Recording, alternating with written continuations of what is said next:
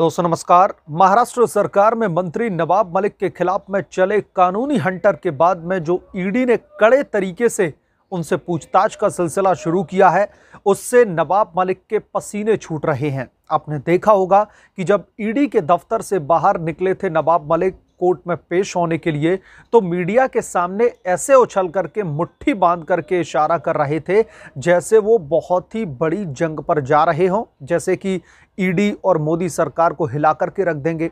लेकिन ईडी ने दोस्तों ऐसे सवाल दागे जिससे अब नवाब मलिक बहुत ही ज़्यादा बेचैन दिखाई दे रहे हैं, उनके पसीने छूट रहे हैं। कोर्ट का रुख करके जमानत मांगी जा रही है कि कैसे भी करके उन्हें घर जाने दिया जाए, नहीं तो ये जालिम ईडी सारे राज उगलवाकर ही मानेगी। मनी लॉन्ड्रिंग मामले में गिरफ्तार हुए महाराष्ट्र सरकार में मंत्री नवाब मलिक ने अदालत का दरवाजा खटखटाया है।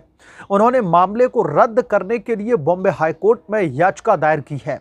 उन्होंने याचिका में गिरफ्तारी को गैर कानूनी बताया है, साथ ही जल्द से जल्द रिहाई की भी मांग की है। मीडिया रिपोर्ट्स के मुताबिक याचिका में कहा गया है कि वे पहले नहीं हैं जिसे निशाना बनाया गया है। ये देश भर में चिंतित करने वाला ट्रेंड है, जहां पर सत्ता में बैठी पार्टी की तरफ से केंद्रीय एजेंसियों का दुरुपयोग किया जा रहा है। मलिक ने मामले में तत्काल रिहाई की मांग की है। साथ ही दोस्तों उन्होंने ये भी कहा है कि गिरफ्तारी को गैर कानूनी घोषित किया जाए और मामला रद्द किया जाए। आपको बता दें कि ईडी ने आरोप लगाए कि नवाब मलिक का पहले ही स्थल पर मौजूद कुर्ला जनरल स्टोर पर कब्जा है। इसके बाद उन्होंने सॉलिड्स इन्वेस्टमेंट्स प्राइवेट लिमिटेड पर नियंत्रण किया और स्थल पर किराएदार बन गए। बाद में जो है नवाब मलिक ने डी गैंग के सदस्यों के साथ में मिलकर के पावर ऑफ अटॉर्नी का इस्तेमाल कर जगह खरीदने की कोशिश की।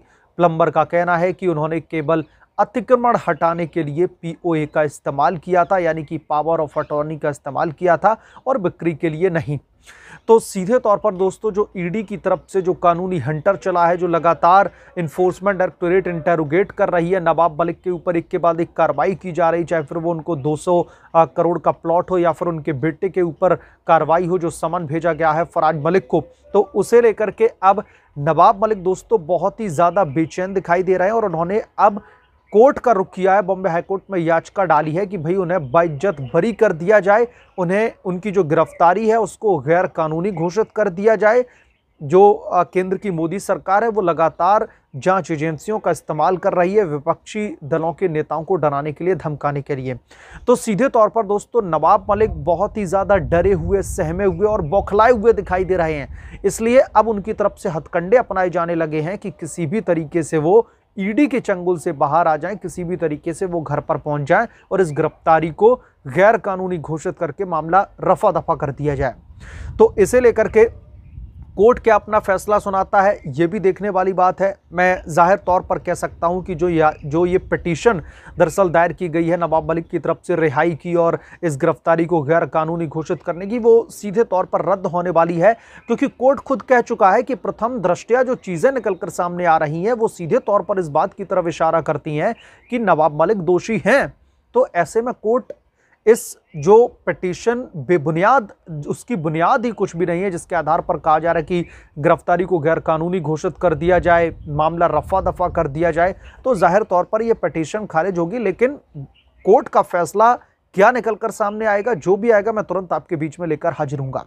बहरहाल नवाब मलिक जो अब डरे हुए दिखाई दे रहे हैं इन्फोर्समेंट डायरेक्टोरेट के एक्शन से, इस पर आपका जो भी पॉइंट ऑफ व्यू है मुझे कॉमेंट सेक्शन में ज़रूर बताएं।